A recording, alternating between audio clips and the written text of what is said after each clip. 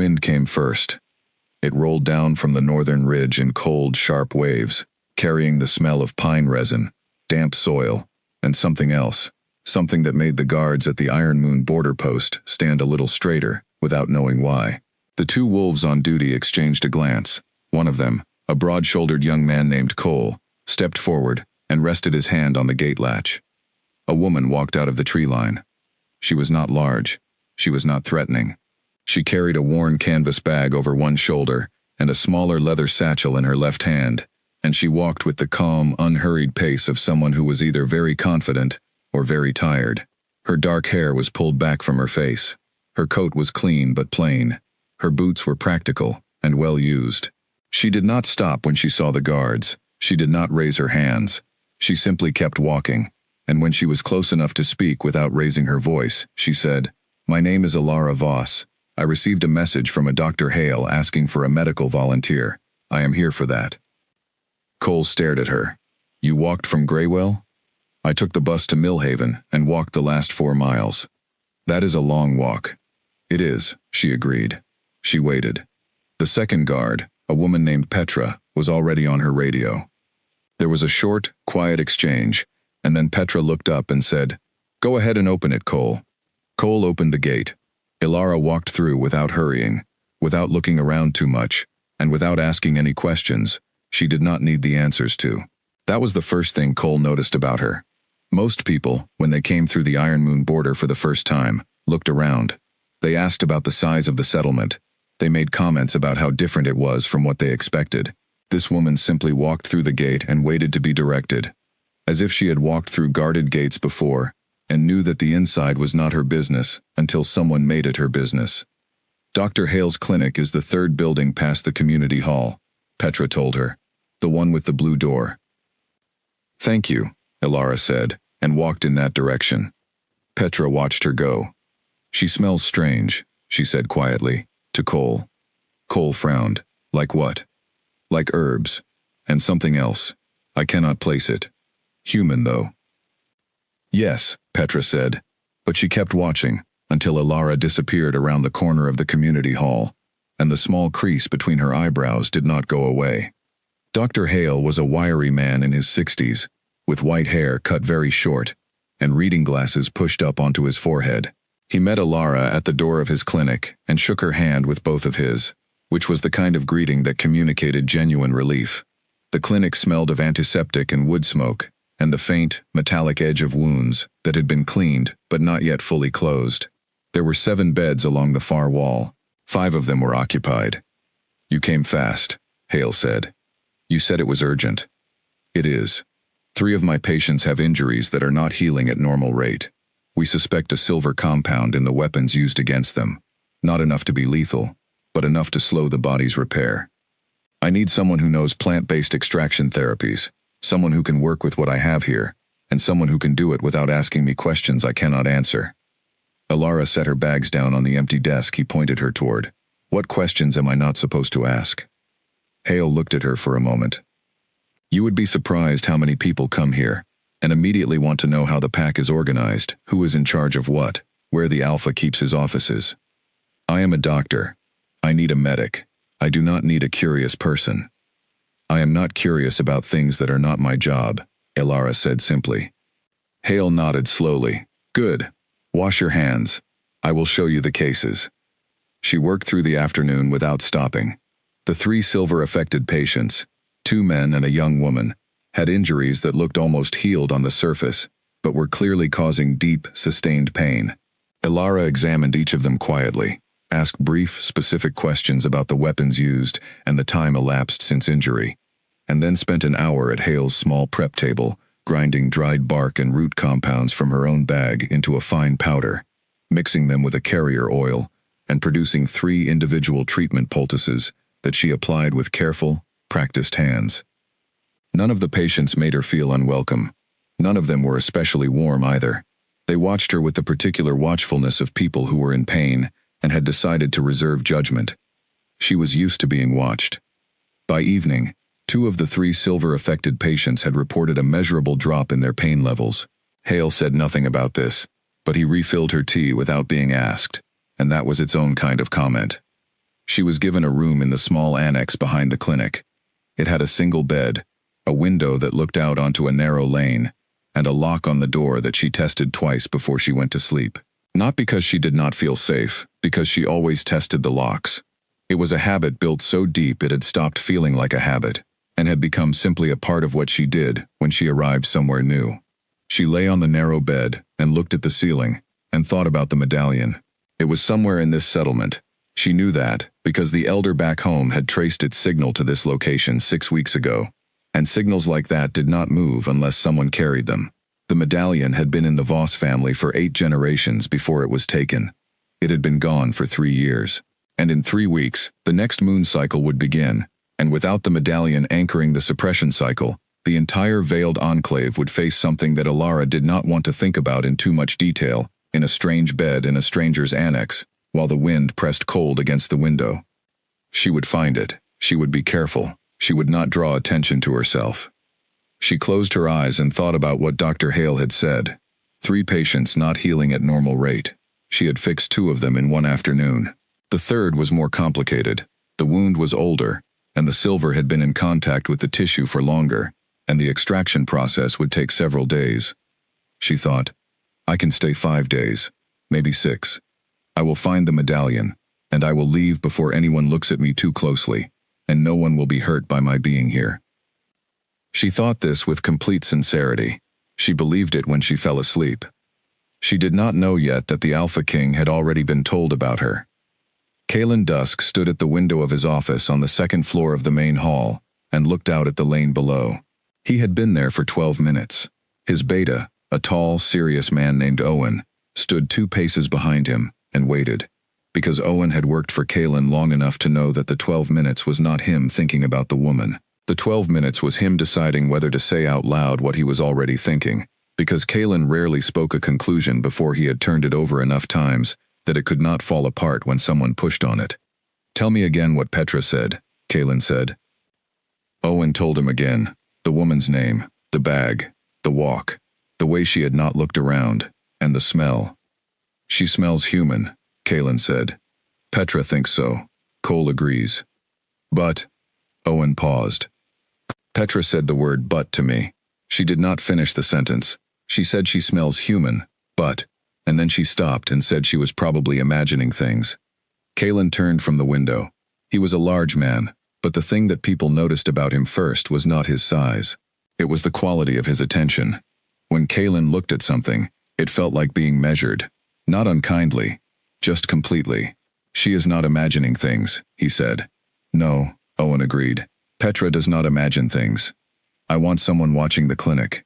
Subtle, rotating. I want to know if she wanders, what she asks, who she talks to, and whether she goes anywhere near the storage buildings. Do you want her removed? Kalen considered this. No. Hale says she is good. His patients are improving. And I want to know what she is before I do anything about her. He moved away from the window and sat back at his desk, which was covered in papers he had not been reading for the last 12 minutes. She walked 4 miles in cold weather to help wounded people she has never met. Whatever else she is not here to cause harm. You are assuming that. I am, Kalen said. Tell me if I am wrong. Owen nodded and left. Kalen picked up a pen and looked at the papers without reading them. The wind outside had picked up. He could smell it through the window, pine, cold, and somewhere beneath all of it, like a word written in a language he almost knew, something that had made his wolf go very still, for the first time in a long time. Not aggressive, not alarmed. Still. The way water goes still just before something surfaces. He told himself it meant nothing. He picked up the pen and started reading. The next 2 days passed in the rhythm of the clinic. Ilara rose early, ate what Hale put in front of her without complaint, and worked. She changed dressings. She prepared compounds. She sat with the 3rd silver-affected patient, a man named Garrett, for long sessions of treatment that required patience and precision, and the kind of focused quiet that she had always found easier than conversation. Garrett was not talkative by nature, which suited her. He watched her work with the careful, assessing eyes of a man who did not trust easily, and had decided that trust was not required as long as the pain was getting better. The pain was getting better. He said so. On the 2nd afternoon, in a voice that was clearly not accustomed to giving compliments. "You are good at this," he said. "Thank you," she said. "Where did you learn?" "From someone who was better at it than I am," she said, which was true in the most straightforward sense, and did not invite further questions about names or places. Garrett looked at her for a moment with those careful eyes, and then he looked away and did not ask anything else. She was careful. She was always careful. She did not go near the storage buildings. She did not ask about pack structure or leadership. She did not show any interest in the settlement's layout beyond what she needed to move between the clinic, the kitchen, and her room. When she passed wolves in the lane, she nodded, but did not initiate conversation. When they spoke to her, she answered clearly and briefly, and did not try to extend the exchange. She was pleasant without being warm, helpful without being eager, and present without being memorable. She was very good at not being memorable. She was also aware, by the end of the first day, that she was being watched. It was not obvious. Whoever Kaylin Dusk had assigned to the task was skilled. The rotations were irregular, the watchers changed, and none of them did anything as unsubtle as standing directly in her line of sight. But she had grown up knowing when she was being watched. She had been watched her entire life, by different people for different reasons, and the awareness of it had settled into the back of her mind like a background sound she no longer needed to consciously hear in order to know it was there. She did not change her behavior. Changing her behavior would tell the watchers something. She simply continued what she was doing and let them watch. On the third morning, the Alpha King came to the clinic. She did not know it was him until he was already inside, because Dr. Hale had not warned her, and because nothing about the way Kaylin Dusk moved announced itself. He was not surrounded by guards. He walked in the way someone walks into a room they have walked into many times. Familiar, unhurried, checking the space in the quick, unconscious way of a person whose awareness of their surroundings is so constant, it has become invisible. He wore a dark sweater and dark trousers, and no insignia of any kind, which meant nothing, because the wolves in the nearest bed sat up straighter the moment he entered, and that told her everything she needed to know about who she was looking at. She was at the prep table, with her back to the door. She heard him come in. She heard the small, telling shift in the room's atmosphere. She kept grinding the compound she was working on and did not turn around. Hale came out from behind a curtained bed and said, "Good morning. Come to check on Garrett?" "And to meet your new volunteer," the man said.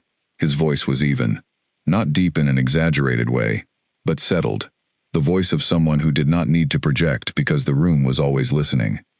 She turned around. She kept her face arranged in the neutral, professional expression that was her default in medical settings, which was useful now because it gave her something to hide behind while she looked at him directly for the first time. He was tall. She had expected that. What she had not expected was the quality of the stillness in him, the sense that he was not standing still the way a person stands still when they are waiting, but the way a person stands still when they are entirely present and have no need to fill silence. His eyes were dark and level, and they were already on her. "Ilara Voss," she said, and offered her hand. He shook it. His grip was firm and brief and professional. "Kaylin Dusk." "I know," she said. "You are the Alpha." Something shifted very slightly in his expression. Not surprise, exactly, but a kind of recalibration. "How did you know that?" "The way everyone in the room sat up when you walked in," she said simply. "It is not something people can fake." He looked at her for a moment. She looked back at him, because looking away from a direct gaze too quickly told its own story, and she had been taught from childhood that the safest thing to do when someone powerful was assessing you was to be exactly as calm as you needed to be, and not 1 degree calmer, because excessive calm was itself a signal. "How are my soldiers?" he asked. "Garrett will need 2 more days of treatment. The silver compound in his tissue is older and more stubborn. The others are largely recovered." She paused. The compounds used on them were not random. Someone knew what configuration would be hardest to clear. That is worth knowing. He was quiet for a moment. "You can tell that from the injuries?" "I can tell that from the pattern of the silver distribution in the tissue and the way it resists standard extraction. It suggests the weapons were prepared by someone with detailed knowledge of shifter biology." She said this in the same tone she used to explain any other clinical observation. Plain, informative, not trying to impress. "I thought Dr. Hale should know, if he does not already." Kaylin glanced at Hale. Hale nodded slowly. She mentioned it yesterday. I passed it to Owen. Good, Kalen said. He looked back at Alara. Thank you. It is my job, she said. He nodded once and walked to Garrett's bed. Alara turned back to the prep table. She was aware that he stayed in the clinic for another 20 minutes, talking quietly to Garrett and the other patients, and she was aware, without looking, that he glanced in her direction twice more before he left. She kept her breathing even, and her hands steady, and did not think about the fact that his wolf had gone still when he shook her hand, because she had felt it, a pause in the energy that was particular to a dominant shifter's presence, a settling, like a scale finding its balance, and thinking about what that meant was not something she could afford to do right now. She thought instead about the medallion. She thought about her people. She thought about the 3 weeks she had left. She ground the compound to a fine powder and did not let her hands shake. That evening, alone in her small room, she sat on the edge of the bed and pressed her palms flat against her thighs and breathed in the deliberate, counted pattern that the elders had taught her for moments when her control felt thinner than usual. In through the nose, hold for 4 counts. Out through the mouth, hold for 4 counts. The thornroot powder she took every morning kept the surface suppressed, the scent, the instinct, the reflex, but it could not suppress everything. The deeper awareness, the parts of her nature that lived below the surface, like roots below soil, those were still there. They had always been there. She had been 14 years old the first time she understood what she was. The elders had sat her down and explained it with the particular gentleness of people who are about to hand a child something heavy and know it. You are veiled. Your blood is wolf blood, old and strong. But the world is not safe for what you are, and so you will learn to be something else on the outside. You will take the powder. You will control the flash. You will learn every sign and signal of the pack world, and you will never let anyone see that you know them from the inside. She had learned. She had been good at it. She had become, over 10 years of practice, so thoroughly accustomed to the shape of her own concealment that she sometimes forgot, in the ordinary run of a day, that the thing she was hiding was also the truest thing about her. The Alpha King's wolf had gone still. She pressed her hands harder against her thighs and stared at the wall and made herself think about the medallion. Tomorrow. She would find it tomorrow. She lay down on the narrow bed. The wind was still outside. The settlement had gone quiet. Far across the building, in an office with papers he was no longer pretending to read, Kalen Dusk sat in the dark and turned a thought over and over in his mind, the way you turn a stone over to see what is underneath. She smells human. But he did not sleep for a long time. The 4th morning arrived with a gray sky and the smell of coming rain. Alara was awake before light. She dressed in the dark, which she was practiced at, and slipped out of her room and into the lane while the settlement was still mostly quiet, not to go anywhere suspicious. She walked to the clinic first, checked on Garrett through the small window, still sleeping, breathing well, and then she walked the perimeter of the common area in a slow, deliberate circle, the way she always did when she arrived somewhere new and had not yet had the chance to learn the layout without anyone watching. Except that someone was always watching. She knew that. She made the circuit look like a morning walk. She kept her pace easy, and her gaze forward, and only looked at what a person would naturally look at. The sky, the ground, the buildings as she passed them, but she was cataloging. The storage buildings were in the eastern quarter. There were 3 of them, close together, with a different quality of lock on the middle one. The kind of lock that was not standard, the kind that someone had installed specifically. She filed this away and walked back to the clinic. By mid-morning, the rain had arrived. It fell in the straight, businesslike way of autumn rain that has no interest in being picturesque. The clinic filled up with the particular quiet that wet weather brings. The patients who were well enough to sit up gathered around the small stove in the corner, and Dr. Hale drank his 4th cup of tea and caught up on paperwork, and Alara sat with Garrett and worked through another session of extraction treatment while the rain tapped against the window above his bed. Garrett, on this 4th day, was visibly better. His color had improved. He moved his arm without wincing when he thought she wasn't looking. He was still not talkative, but there was a slightly different quality to his watchfulness. Less appraising, more simply present. "You do not ask questions," he said, during a gap in the treatment. "No," she agreed. "Most people who come through here Ask a lot of questions. I am not here to ask questions. I am here to help people heal. He was quiet for a moment. Where are you from originally? Millhaven, she said, which was the town she had spent 2 years in 3 years ago and knew well enough to answer questions about. You have the accent, he acknowledged. He watched her hands work for a moment. You know what you are doing. I have been doing this for a while. How long? Since I was 17, she said. He nodded slowly. 17 was young to start. He did not say this, but she saw him think it. Someone taught you young, he said instead. Yes, she said. Someone who needed me to be useful as soon as possible. She said this without any particular weight, as a plain fact, and he received it as one, and did not push further. The morning went on. Around noon, Owen came to the clinic. He was taller than Alara had expected for a beta. Most betas she had encountered over the years had the particular physicality of someone built for constant, practical movement, and Owen was that, but he also had a quality of deliberateness that made her think he chose each action carefully, rather than operating on reflex. He spoke to Hale for a few minutes about pack business she was not meant to hear, which she did not try to, and then he came and stood near the prep table where she was working and said, without preamble, "The Alpha wants to see you this afternoon, in his office, 3 o'clock. She looked up. Is there a problem with my work? Not that I am aware of. Is there a problem with me? Owen looked at her with the level, evaluating look that she recognized as a deliberate test of how she responded to scrutiny. Not that I am aware of, he said again. She looked back at her work. I will be there at 3. Owen left. Hale appeared at her elbow a moment later with a cup of tea and set it down without comment. She appreciated this about him. He did not editorialize. She drank the tea and thought about the locked storage building and thought about what an Alpha King wanted to talk to a volunteer medic about on a rainy Thursday afternoon. She thought, stay calm. You have done nothing wrong. You have done your job well. This is a routine check. This is not a problem. She thought, but the main hall was larger inside than it looked from the lane.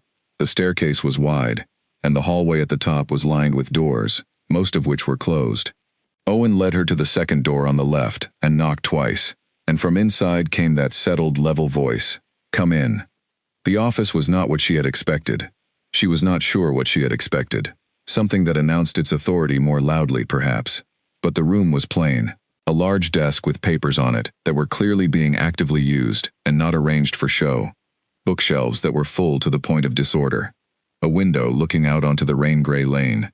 A fire in the small fireplace that was clearly there because the room was cold, not because it looked impressive. Kaylin stood when she entered, which she had not expected at all, and gestured to the chair across from his desk. She sat. He sat. Owen remained near the door.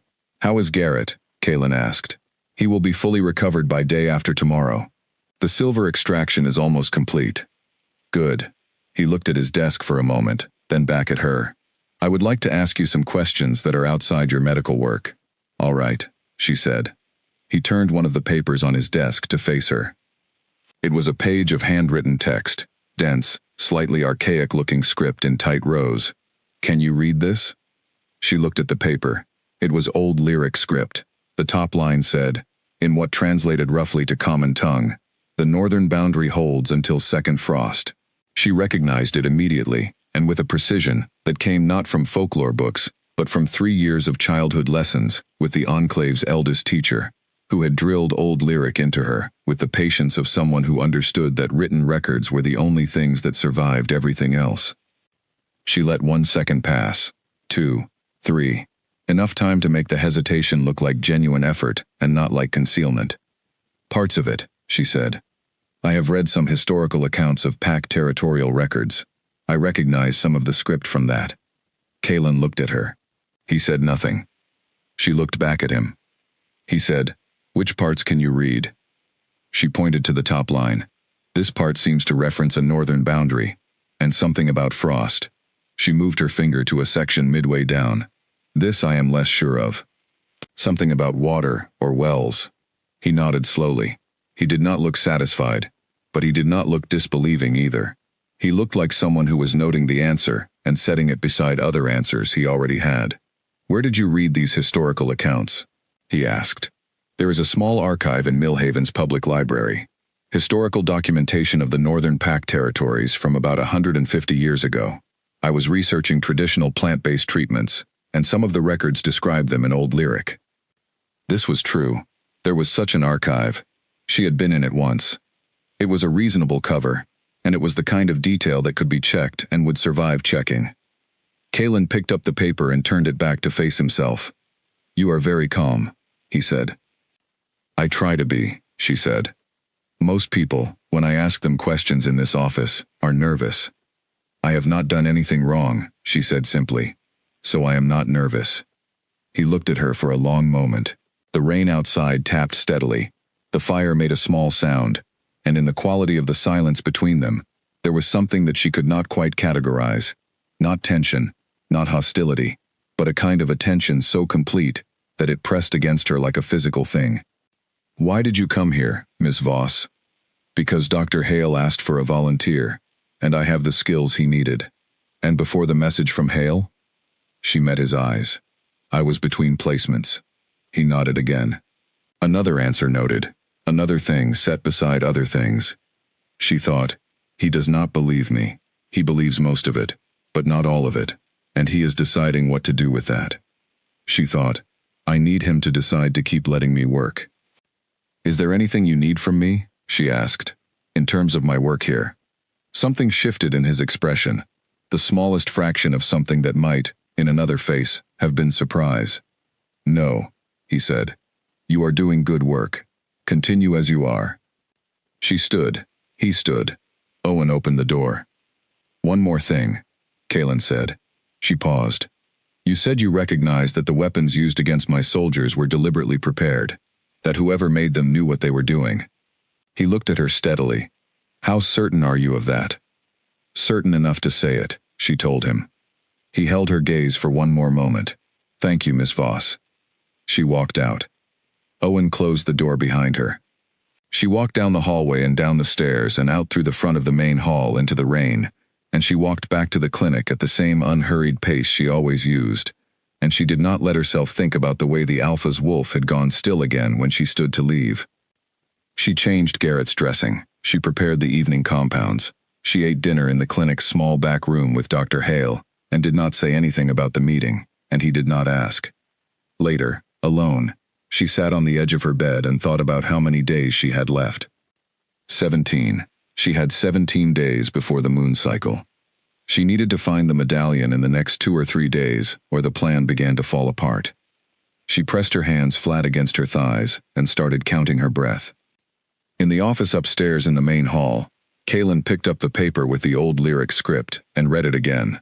Then he set it down and called Owen back in. "She can read it," he said. "All of it.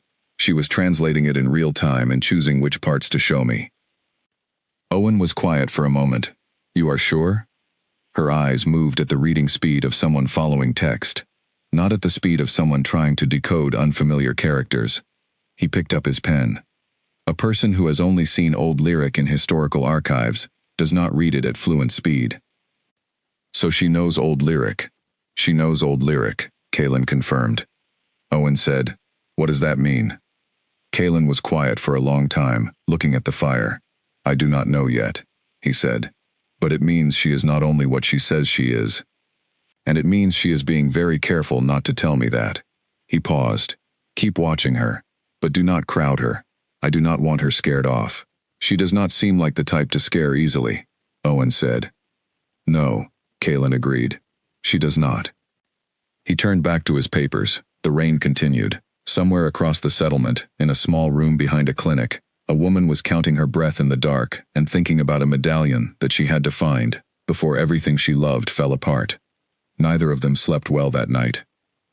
But for the first time in longer than he could clearly remember, Kalen's wolf was not restless. It was still, and waiting, in the way that felt less like patience, and more like something settling into place. He did not know what to do with that either. The rain stopped sometime before dawn. By the time Alara rose and dressed in the gray early light, the lane outside her window was clean and dark with wet, and the air had that particular clarity that comes after rain, everything slightly more itself, edges sharpened, smells lifted and distinct. She stood at the window for 30 seconds and breathed it in. Under the pine, and the damp stone, and the wood smoke from early fires, she caught something else. Something that had no business being in a small pack settlement in the north of the territory. A sharp, mineral smell, faint as a rumor, that she placed immediately, because she had been taught to place it from childhood. Silver. Processed silver. Not a weapon. A worked surface. Like a chest or a container. It was coming from the east. She held on to this information, noted its direction, and went to work. Garrett was, by all observable measures, healed. He sat up in bed that morning and ate a full breakfast, and asked Hale when he could return to light duty. Hale poked at his shoulder for several minutes, frowned in the way doctors frown when they cannot find anything wrong, and are slightly annoyed by this, and said 3 days minimum. Garrett looked at Ilara. "Is that your recommendation also?" he asked. 2 days, she said. "The tissue needs to fully close. If you stress it at 1 day, and it tears, we start over." He considered this. 2 days, he accepted. Dr. Hale gave her a look that she chose not to interpret. The morning was quiet in the clinic. 2 of the other patients were discharged before lunch. The remaining 2 had standard injuries, a broken arm in a cast and a fever that had broken 2 days ago and was now just requiring monitoring. Ilara had, for the first time since arriving, a significant stretch of unstructured time. She used it to prepare compounds that were not immediately needed, because this was the kind of activity that could be done slowly, with pauses, without anyone finding it odd if she stepped away briefly to get supplies. Hale had a small storage room off the back of the clinic where he kept dried herbs and carriers. She spent the first hour in there, organizing his shelves, which genuinely needed organizing, and locating what she needed for the next several days of work. This took her close to the back door of the clinic. The back door opened onto the narrow service lane that ran along the eastern edge of the settlement. She did not go out the back door. She organized the shelves and went back to the prep table and worked, but now she knew the route. She was measuring powdered bark into small jars when she became aware, without turning around, that someone had come into the clinic and was standing near the prep table. The particular quality of the presence, the way the air in the room rearranged itself very slightly, the way the other awareness in her registered the specific combination of warmth and stillness, told her who it was before she heard him speak. "You are reorganizing Hale's supplies," Kalen said. "They were disorganized," she said, without turning around. "It will save time when he needs things quickly. He has been disorganized for 15 years. That does not mean it is a good system." She finished measuring and sealed the jar. Only then did she turn around. He was not in his office clothes today. He had been outside. She could smell the cold and the pine on him, the wet grass, the particular outdoors quality that meant he had been somewhere on the northern ridge. He looked different in the context of the clinic than he had in his office. Less formal, not smaller, that was not the word. More present, perhaps. Like a version of him that was closer to the actual thing. He looked at the prep table and the rows of small jars she had filled. "These are compounds for the patients?" he asked. "Some. The ones on the right are for the current patients. The ones on the left are general stock. Basic wound treatments, fever management, pain management. I made them while the morning was quiet. It seemed wasteful not to." "You did not have to do that." "No," she agreed. "But it is useful. And I had the time." He was quiet for a moment, looking at the jars with an expression she could not fully read. Not suspicion. Something more complicated. "Do you always work like this?" he asked. "Like you are already responsible for everything around you, whether anyone asked you to be or not?" She looked at him. That was a perceptive observation, and she was not sure what to do with it, so she was honest about it. "Yes," she said. "I was raised to be useful. I am not sure how to be in a place without looking for what needs doing." He looked at her then, in a way that was different from before. Not assessing. Something else. "Who raised you?" he asked. "An older woman named Frances," she said. She was very practical. She did not believe in letting capability go to waste. "She sounds formidable." She was.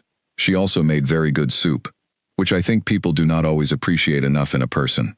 She had not meant to say that. It came out before she caught it, and it was the kind of small, real thing that a person says when they are slightly less guarded than usual.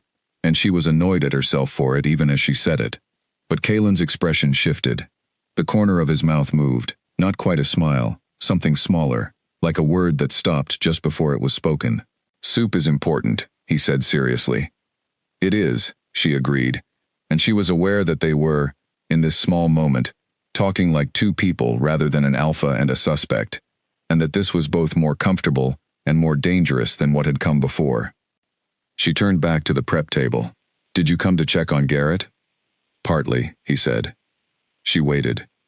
I also came because I wanted to ask you something that is easier to ask here than in my office. She straightened slightly. All right. Do you feel safe here? She turned around again, because that required being faced. He was looking at her with a directness that was not aggressive, but was completely uncomfortably honest. Yes, she said. Why? Because you are here alone, in a settlement where everyone knows each other and does not fully know you, and because some of my wolves are not as careful about their watchfulness as they think they are. He paused. You have noticed. Yes, she said. I am sorry for that. She held his gaze. You are a leader. You had someone new arrive with an unusual profile. Watching me was a reasonable decision. It is still not comfortable to be watched when you have not been told. No, she agreed. It is not. They looked at each other across the small space of the prep table. The morning light came through the clinic's side window and lay flat and pale across the floor between them. Somewhere outside, a door opened and closed. The settlement was waking up and going about its day, and in here there was the smell of herbs and wood smoke and that faint mineral edge that she was not thinking about right now. My name is Kalen, he said. Not the Alpha, not Mr. Dusk. She registered the significance of this. Ilara, she said, even though he already knew her name. But it felt like the right response, a reciprocation of the small, plain thing he had offered. He nodded once. I will let you work, he said, and he walked over to Garrett's bed, and she turned back to her compounds. And for the next hour, they were both in the same room, and the quality of that coexistence was different from anything that had been in the room before. She did not like how much she noticed it. She also did not like, when she was honest with herself in the clean, careful way Francis had taught her to be honest, that she was looking forward to the next time he came in. She told herself this was a complication she could not afford. She finished the compounds and wrote up her notes for Hale, and went to get lunch, and she thought about the Eastern Storage Building, and she thought about the medallion, and she thought about the 17 days that were now 16. She thought, you have a job to do. Do your job. She thought this very firmly, and deliberately, and with complete conviction. Then Garrett called from his bed to tell her she had left one of her jars on his side table, and when she went to retrieve it, he said, gruffly, You are all right, Voss, in the tone of a man who hands out that particular assessment very rarely, and means it seriously every time.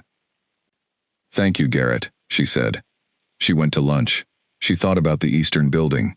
She thought about the 16 days. She did not think about the way Kalen's wolf had gone still, or the way he had said her name, or the soup comment she had not meant to make that had almost made him smile. She thought about these things only a small amount, and only in the background, like a sound you are not supposed to be listening to but cannot entirely stop hearing.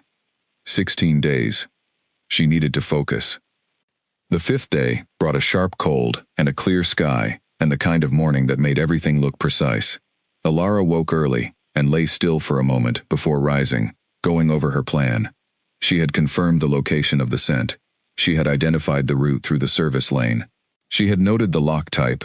She had been in the clinic's storage room enough times to know its back door made no sound when opened carefully. She had watched the Eastern Patrol rotation for 3 days and had its rhythm mapped. Tonight was moonless. The Eastern Quarter would be very dark. She got up and went to work. The day was ordinary, and she made it more so. She was attentive in the clinic, thorough with the remaining patients, helpful to Hale in the ways she had been helpful every day. She ate her meals in the places she always ate them. She spoke to the wolves she had spoken to before, and did not initiate conversations with new ones. She was, in every observable way, exactly what she had been every day since arriving. Around the middle of the afternoon, Rue appeared. Ilara had seen Rue before. The 12-year-old moved through the settlement at the particular velocity of a child who had been given freedom of movement and used it completely, and she had been at the edge of the common area on several occasions, clearly curious about the new arrival, but she had not approached until now. She appeared at the clinic door, with the directness of someone who has been working up to something and has finally decided to do it. She was small and quick-looking, with close-cropped hair, and the particular eyes of a child who had been paying careful attention to the world for longer than most children do. "You are the human medic," Rue said. "I am the medic," Elara agreed. Rue stepped inside with the confidence of someone who had decided she was allowed. "My dad says you fixed Garrett. I helped Garrett heal. Garrett never lets anyone help him with anything." Rue considered this with the gravity of someone presenting a significant data point. "He told Cole you were all right."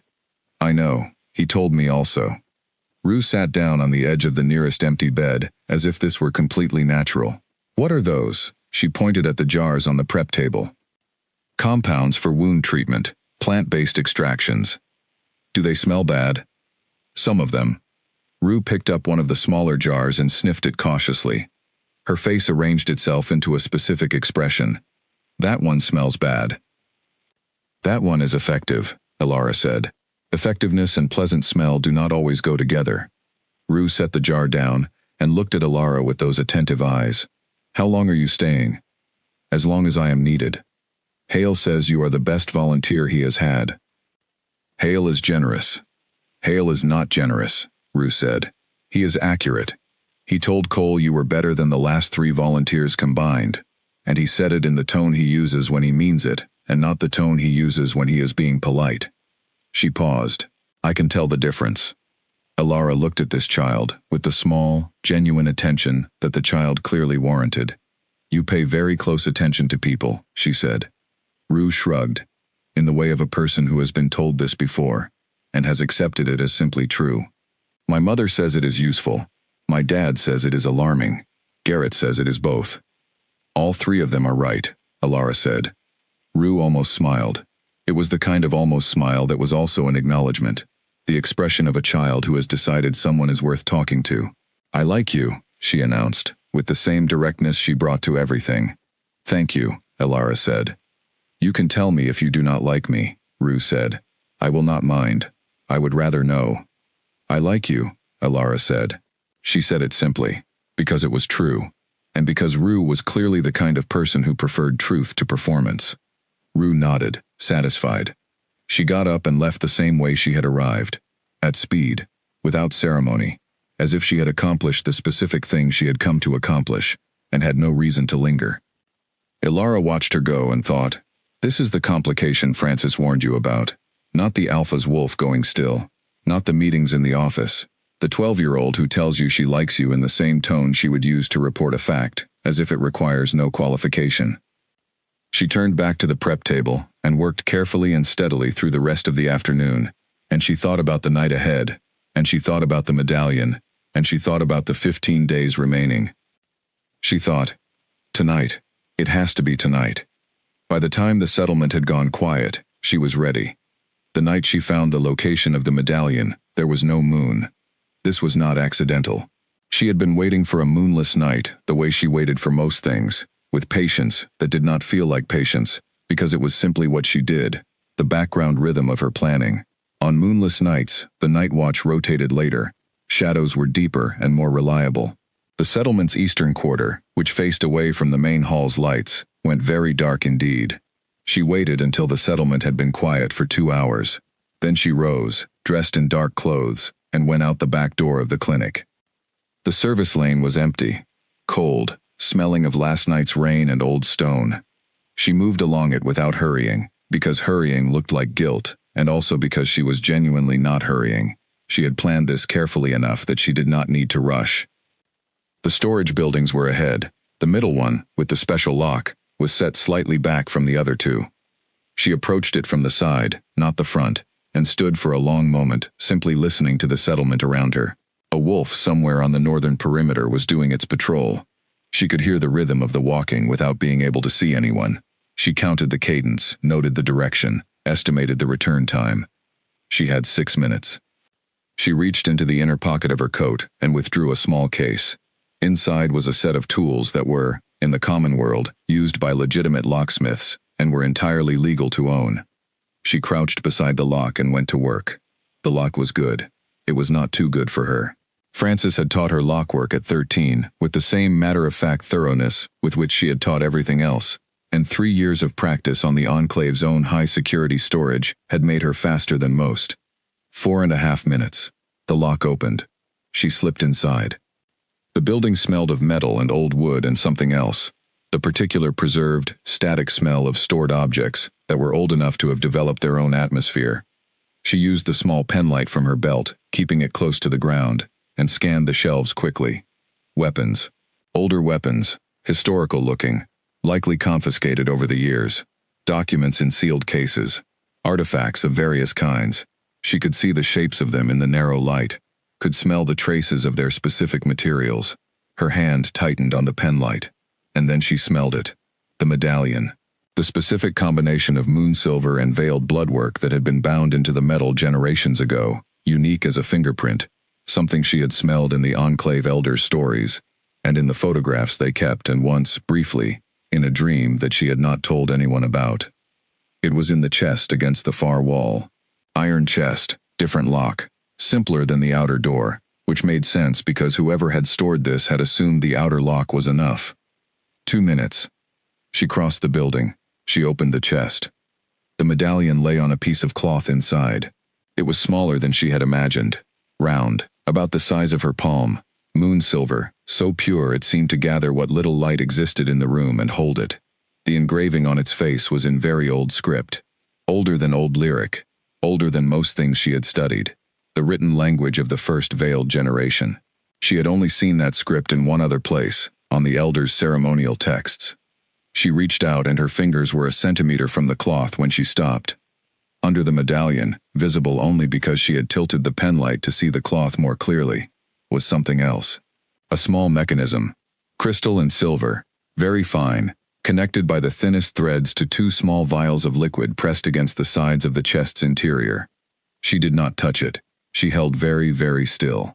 She was not a chemist, but she had grown up around people who understood what silver compounds could do to both wolf and water supply, and the particular color of that liquid, a deep, brownish red that was too dark for blood and too thick for standard chemical storage, was not one she could identify with certainty. She stayed still for a long moment. Then she reached into her satchel and withdrew a small mirror and a thin probe. Carefully, slowly, she examined the mechanism without touching the medallion. What she found took the remaining minute of her 6-minute window, and then took 3 more minutes beyond it that she did not have. The mechanism was a trigger. The medallion was the release. If it was removed from the chest without being deactivated, the vials would release into a sealed reservoir in the chest's base that connected, via what she now realized was not a seam in the floorboard but a tube, to somewhere below. She could not tell from here where the tube went. But she was in the eastern quarter of the settlement, and the eastern quarter sat above the eastern well. This was not an accident. Someone had not simply stored the medallion here. Someone had placed the medallion here precisely because they knew it would be retrieved, and had prepared for the retrieval. She put the mirror and probe away. She closed the chest. She locked it. She stepped out of the building, relocked the outer door, and walked back down the service lane, at the same unhurried pace she had used coming in. She went back to her room. She sat on the edge of her bed. The medallion was here. She could reach it. She had the tools to deactivate a simple mechanism, but not this one. She would need to know where the tube led, what was in the vials, and how the reservoir sealed before she could safely remove it. And she could not get that information alone. Not without accessing parts of the settlement she had no legitimate reason to enter, not without resources she did not have. She pressed her hands flat on her thighs. The counting breath began. In. Hold. Out. Hold. She had 15 days. She could take the medallion tonight. She could walk out with it and be 2 hours away before anyone woke up. And the eastern well, the well that served the eastern third of the settlement, including the clinic and the closest residential buildings, would receive whatever was in those vials, and Kalen's pack would begin to feel the effects within a week. She sat in the dark and thought about Garrett, who had said, "You are all right," Voss with all the weight of a man who trusted very few people. She thought about the young wolf named Rue, 12 years old, who had told her she liked her with the plain directness of someone who did not bother with things they did not mean. She thought about Dr. Hale, who refilled her tea and did not editorialize. She thought about Kalen, who had stood in the clinic and said soup is important with complete seriousness. She thought about her people. She thought about the enclave, the children there, the elders, the suppression cycle that would begin to fail in 15 days if the medallion was not returned. She sat with all of this and let it be as heavy as it was, and did not try to make it lighter. Then she took out her small notebook and began to write. She needed to tell him something. Not everything, but enough that they could work together to get the medallion out safely, and find out what was in those vials, and neutralize whatever the Silver Court had planned. Because it was the Silver Court. She knew that in her bones. They had placed the medallion here knowing the Veiled would come for it. They had set the trap. They had planned for someone like her to walk into the building and reach for what was hers, and bring the whole thing down on the settlement she had been trying not to love. She stopped writing for a moment. She thought, when did I start thinking of it that way? When did this become a settlement I could love? She thought, this is Francis's fault. Francis taught you to see suffering and attend to it, and one day your hands are covered in someone else's healing, and you have stopped being able to walk away cleanly. She thought, 15 days. She started writing again. She wrote until the first gray of dawn came through the window, and then she put the notebook in her coat pocket and went to wash her face and prepare for the day. She would find a way to tell him. She would find the right words. She would do it without telling him the part she could not yet tell him, the part about herself, about what she was, about the things she had been hiding under the thornroot powder since the day she arrived. One problem at a time. The trap first, the rest she would deal with when she had to. She was very good at postponing the things she was not ready to face. She had been doing it for 4 years. She did not sleep after she finished writing. By the time the first sounds of the settlement waking reached her room, the distant clatter of the kitchen starting breakfast, the low voices of wolves changing shifts at the perimeter, she had been sitting at the small desk for 3 hours with her notebook and a cold cup of tea that she had not drunk, and she had a clear, if uncomfortable, plan. She had one thing she had not had 2 nights ago, a reason to approach Kalen with something real. The weapons used on his soldiers had been prepared with detailed knowledge of shifter biology. She had told him that. She had passed that information through Hale to Owen, and from there, she assumed, to wherever it needed to go. But she had not told him what she now suspected, that those weapons and the mechanism in the storage building had the same signature, the same maker, the same intent, and that the intent was not simply to wound his soldiers in a raid, but to weaken the settlement ahead of something larger. This she could tell him without telling him everything. It was true. It was actionable. And it would give her a legitimate reason to be in his office, discussing a matter of security, which would in turn give her a legitimate reason to eventually tell him what she was and what she had found, in the right sequence, in a way that might be received, rather than simply landing like a dropped stone. She had been managing information for her entire adult life. She knew how to shape a conversation. She rose and washed her face and went to work, and by the time she had finished morning rounds and Hale had arrived with his own tea and his own paper, she sent word through the clinic's internal system to Owen, requesting a brief meeting with the Alpha at his earliest convenience, citing new information about the weapons used in the recent raid. Owen's reply came within the hour, 3 o'clock. She had until 3 o'clock. She spent the morning being useful in the ways she was always useful, and she spent the early afternoon writing more clearly in her notebook, organizing what she would say and in what order, and she arrived at the main hall at 3, with the particular calm of a person who has prepared carefully and is now committed. Kalen was at his desk. Owen was in his usual position near the door. There were papers on the desk, but they were pushed to one side, which told her he had cleared space for this, which told her he had already decided this was significant before she had said a word. She sat down. He looked at her.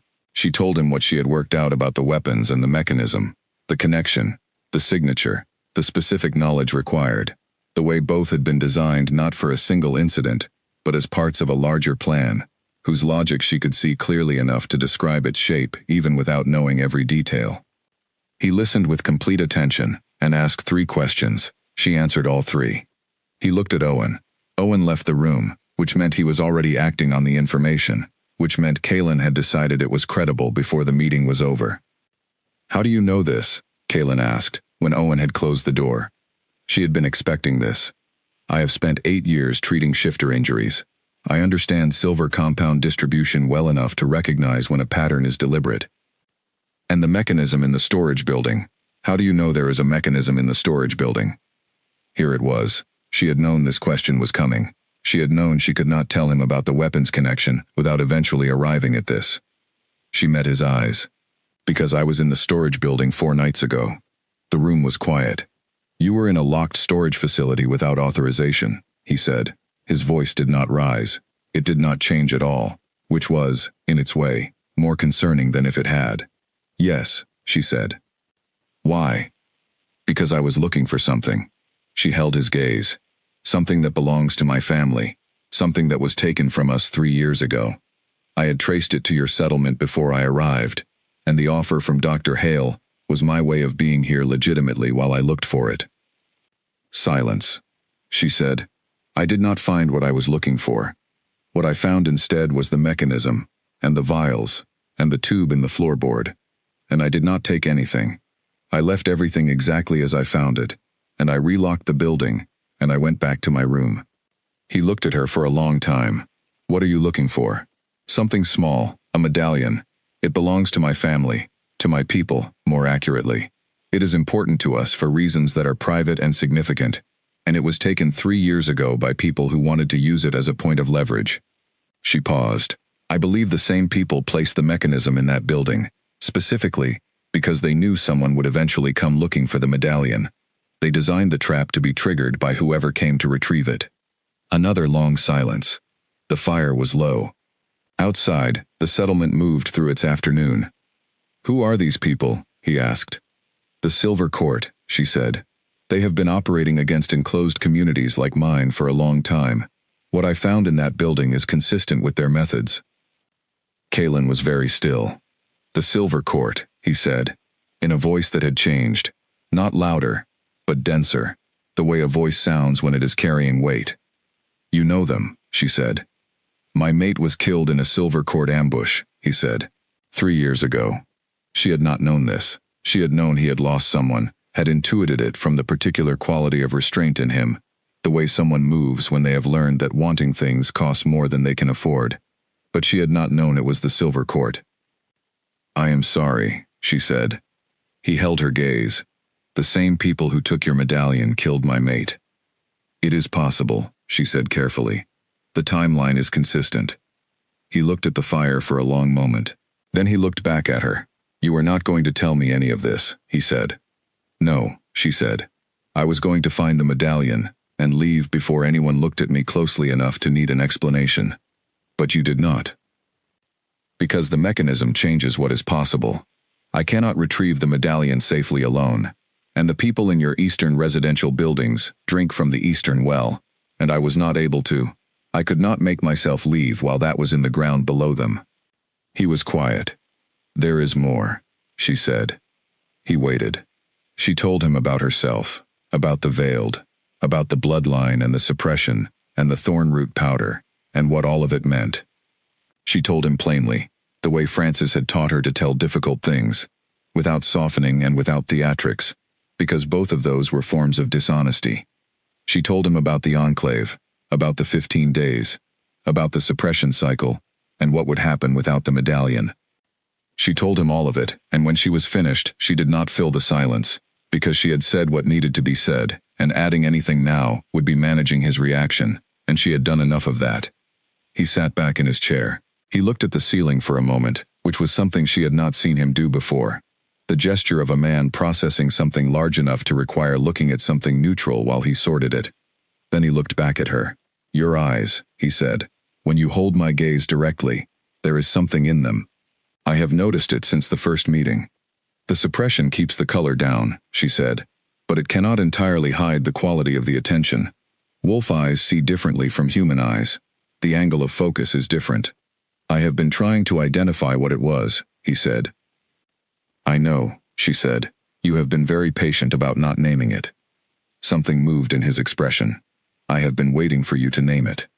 She held his gaze. I am naming it now. Another long silence, the kind that had weight but not pressure.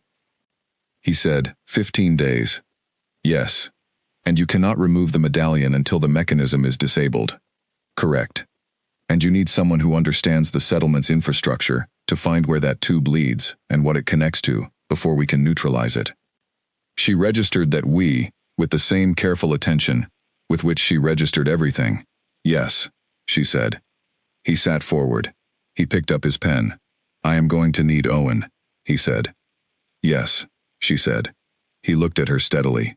Whatever else we discuss, whatever is still unsaid between us, and there are things that are unsaid.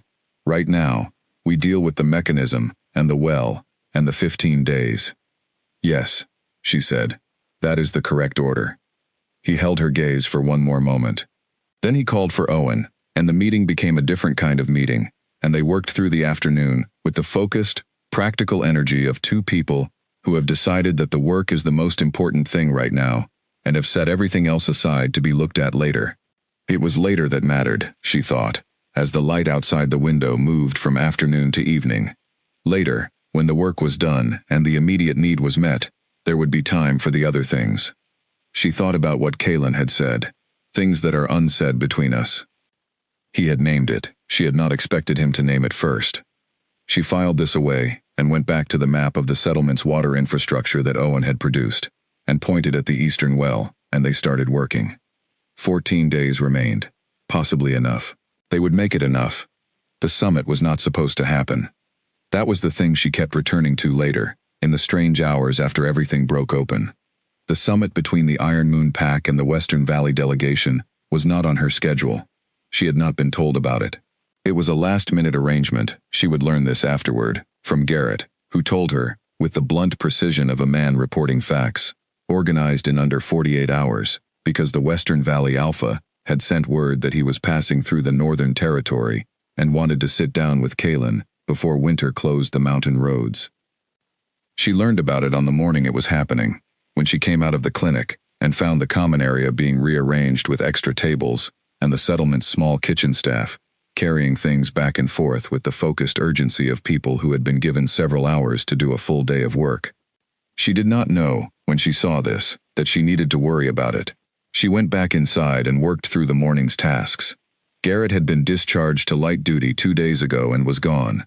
The remaining patient, the young woman with the broken arm, was well enough to be bored, which Ilara took as a good sign, and managed by giving her small tasks to do. Hale was out at a community meeting. At 2 in the afternoon, Ilara took her coat and her satchel and walked out into the common area to get to the herb garden on the far side of the settlement. It was the only time in the day she went that direction. The summit proceedings were apparently taking place inside the main hall, and the common area itself had been set up as an overflow reception space, with tables and people moving back and forth, and a general organized busyness that made it easy to cross without being conspicuous. She was 3/4 of the way across the common area when she saw the archer. He was on the roof of the East Annex building. She saw him because she was not looking at the activity in the common area. She was looking at the roof lines, which was something she had done instinctively for as long as she could remember, a habit from childhood, in an enclave where threat came from above as often as from eye level. He was dressed in the gray-brown of the building's exterior, and he was flat against the slope of the roof, and his stillness was the stillness of trained patience, rather than the stillness of an inanimate object, and she knew the difference. She looked at the angle of the roof. She looked at what the roof faced. The front entrance of the main hall. The wide stone steps where, at any moment, Kalen would walk out to welcome the Western Valley delegation publicly, as was the custom she had seen described in the settlement's history documents in Hale's small bookshelf. She was already moving before she had consciously decided to move. This was the thing Frances had never entirely been able to control in her, the response that came before thought, the body acting on what the deeper awareness already knew. It was the wolf in her, trained and suppressed, and still fundamentally, irreducibly present, and in this moment, it was moving with its own clarity, and she was inside it. She crossed the open ground of the common area at a run. The front doors of the main hall opened. Kalen stepped out onto the top step, and beside him the Western Valley representatives, and behind them Owen, and behind Owen 3 more wolves, and the small crowd that had gathered to observe the public greeting turned their faces toward the steps. Ilara had crossed half the distance to the steps when the archer released the first bolt. She saw it leave the bow. She was already turning, already calculating the angle, already in the trajectory. The bolt was heading for the center of Kaylin's chest, and she could not change that from where she was. So she did the only thing available to her, which was to get into the path of it. She hit Kaylin from the side, which drove him left and back into Owen, and the bolt caught her high on the right shoulder instead of his chest. The impact drove her sideways. She registered the pain as information, silver-tipped, soul-binder lacing, the characteristic burn that meant the tissue around the entry point was already being suppressed. She registered this and set it aside. The second bolt came while she was still registering the first. She was not in position to redirect it with her body. She was off balance. Kaylin was behind her now, and the bolt was angled for his throat. She got her left hand up. She deflected it with the back of her hand, cutting the trajectory wide, and the bolt went past and struck the doorframe. The third bolt came fast, the shooter adjusting now that the first two had failed. She saw it. She tracked it. She reached up and caught it in her right hand, the injured hand, which she should not have been able to use at all given the bolt in her shoulder, except that she had stopped suppressing the hand now, the way you stop suppressing something when there is no longer any point. She caught the silver bolt barehanded. The square went completely silent. She turned around. The bolt was in her hand. Her right shoulder was bleeding around the first bolt. Her left hand had a thin cut across the knuckles from the deflection. And her eyes, which had been the ordinary dark eyes of an ordinary human woman for 4 years, were gold. She felt it happen the way you feel something you have been bracing against for a long time finally arrive, not as a surprise, but as an ending. The suppression simply stopped. Not gradually. Like a held breath finally released. Her wolf, starved and controlled, and pushed to the absolute edge of what suppression could hold, came to the surface with the quiet force of something that has been patient for a very long time. Every wolf in the square could smell her. She heard it in the quality of the silence, a collective stillness, a held breath that was not breath. The Western Valley wolves stiffened. Owen's hand moved toward his side. The crowd around the reception tables went rigid. Kaylin was looking at her. She looked back at him. She was still holding the silver bolt. Her shoulder was bleeding, and her eyes were gold, and she was, for the first time in 4 years, entirely herself, and there was nothing she could do about it, and nothing she was going to do about it, because he was alive, and that was what mattered. His wolf was not defensive, she could feel that. It was not drawing back, not tensing, not positioning for threat response. It had gone so completely still that the stillness itself was something you could almost hear. He looked at her, this woman who had just taken a silver bolt for him and caught a second silver bolt with her bare injured hand, and was standing in the middle of his settlement with gold eyes, and wolf in her scent, and a calm on her face that was not the calm of someone performing calm, but the calm of someone who had passed through the worst part and come out the other side. He said nothing. He did not look away from her. Around them, the settlement was beginning to move again. Owen snapping orders. Wolves moving toward the roofline. The Western Valley delegation being drawn back inside by their own guards. The noise of organized response rose around the square. In the center of it, very still, they looked at each other. She opened her hand. The silver bolt lay in her palm. She set it down carefully on the stone step beside her and straightened up and said, in the same even, plain voice she always used, "The archer is on the roof of the East Annex. His equipment will have silver court markings. He will know about the mechanism in the storage building." Kaylin looked at her for one more second. Then he looked at Owen and said, "East Annex roof. Take him alive." Owen was already moving. The square reorganized around them. Someone appeared at Ilara's elbow, a young pack medic named Leon, who had the specific expression of someone trying very hard to act normally while internally recalibrating everything he thought he knew, and said, "That shoulder needs attention." "I know," she said. "Get the silver extraction tools. It is a soul binder compound, same as Garrett's. Use the kit on the second shelf in the prep room." He blinked. "You have a silver bolt in your shoulder." "Yes. I know what it feels like from the inside now, which may improve my practice." "Please get the kit." Leon went. Ilara stood on the stone step in the cold afternoon air, with the taste of adrenaline at the back of her throat, and her wolf, for the first time in 4 years, breathing freely in her chest. It was not comfortable. It was not easy. It felt like coming up from underwater into cold air, necessary and sharp and impossible to avoid. Kaylin was still there. The others had moved. He had not. She turned to face him. "I need to tell you something," she said. "Several things. Most of them are about your storage building and a trap that has been set in it, and the rest are about me." He looked at her with that complete, steady attention. His wolf was still very still. "All right," he said. "Not out here," she said. "And after Leon deals with my shoulder, some of it will be difficult to hear, and I would rather you hear it sitting down." Something moved in his expression, the ghost of something that, under different circumstances, might have been wry. "I rarely sit down for difficult news." "You should consider starting," she said. He looked at her for one more moment, then, "Inside," he said, "after the shoulder, and I will be standing." "That is your choice," she said. Leon returned with the kit. Ilara sat down on the stone step in the cold air and let him work on her shoulder, and she watched the settlement move around her, and she breathed in through her nose and did not reach for the thorn root powder in her coat pocket, because there was no longer any point. She was what she was. She had always been what she was, and now the settlement knew it, and in a few minutes, Kaylin would know all of it, and there was not one single thing she could do about any of it. She thought about Francis. Francis would have said, "You made a choice, now make the next one." She watched Leon work and thought about what she was going to say. It had to be the truth, the whole truth, or enough of it to matter. She thought about the 15 days. She thought about the enclave. She thought, one thing at a time. The shoulder was cleaned. Leon taped it. The pain was significant but manageable, and she had managed significant and manageable pain before.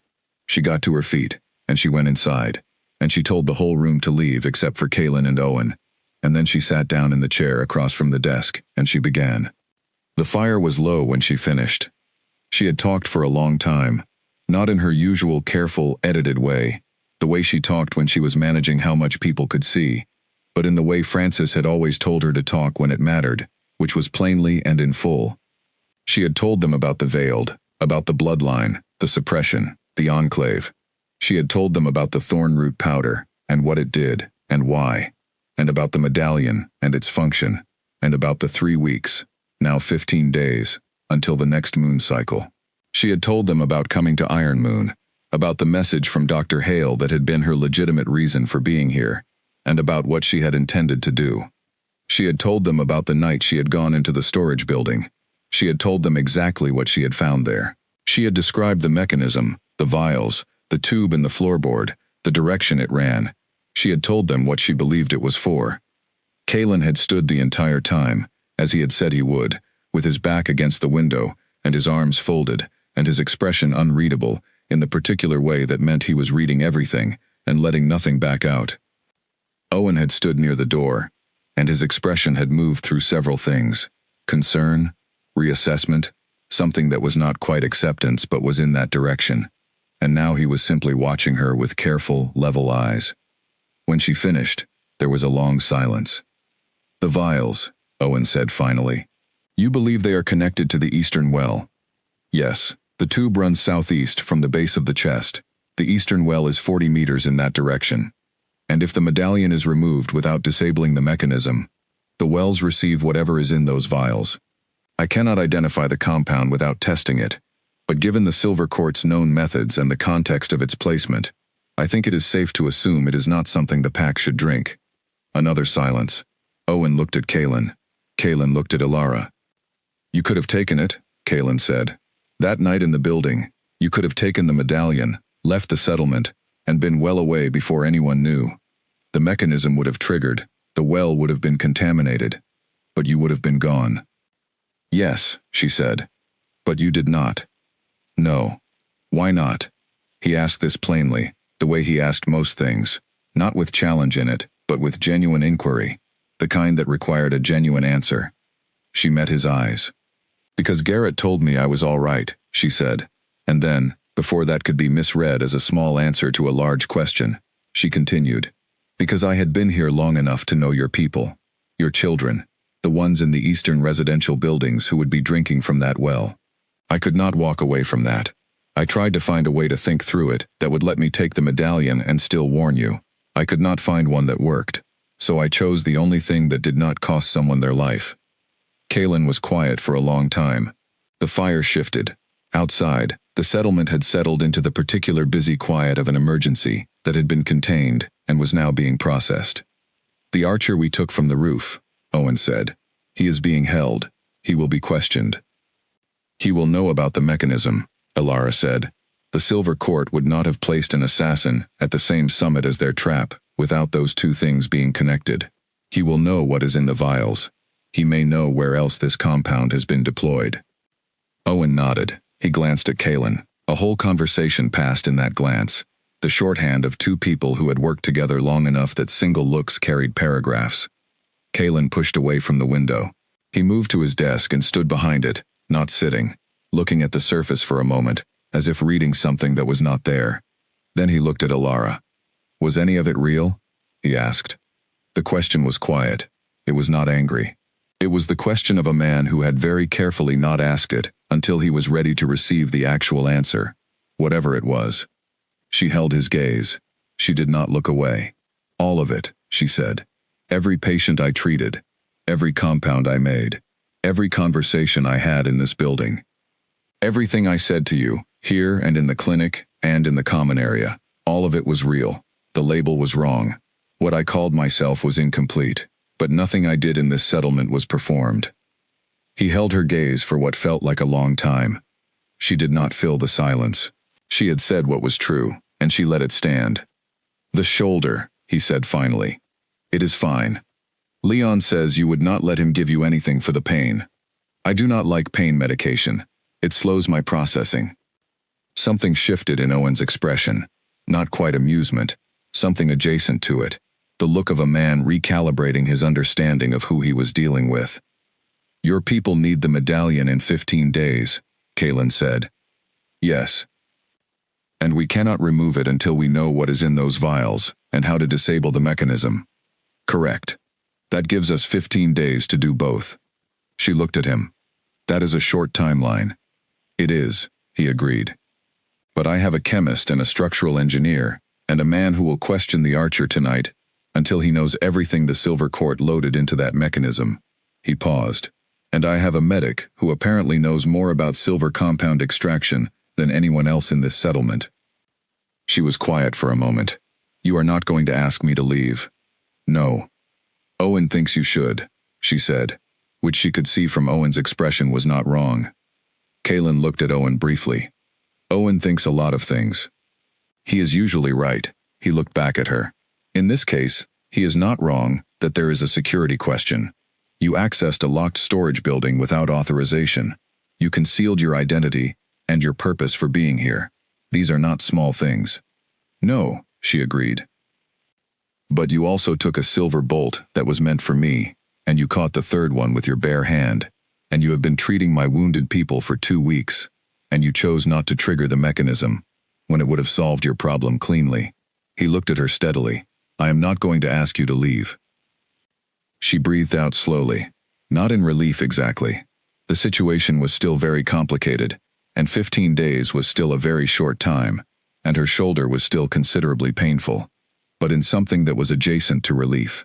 The particular feeling of a weight you have been carrying, finally being set down somewhere, instead of simply shifted. "I will need to contact my enclave," she said. "The elder needs to know about the mechanism. They may have information about Silver Court compounds that could help identify what is in the vials." "Owen will arrange a secure line," Kalen said. She nodded.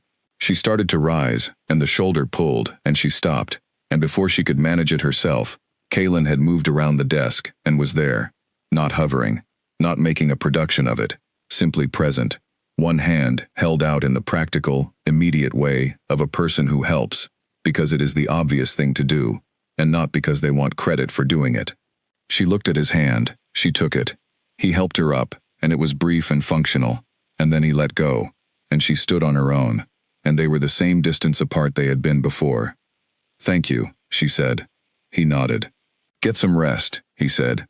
"The next 2 weeks will be difficult." "I know," she said. She walked to the door. Owen held it open for her, and his expression as she passed was not warm exactly, but it was different from what it had been when she had walked in. It was the look of someone who has reassessed and is still deciding, but has at least moved to the point where the decision is not obvious. "Voss," he said, as she stepped into the hallway. She turned.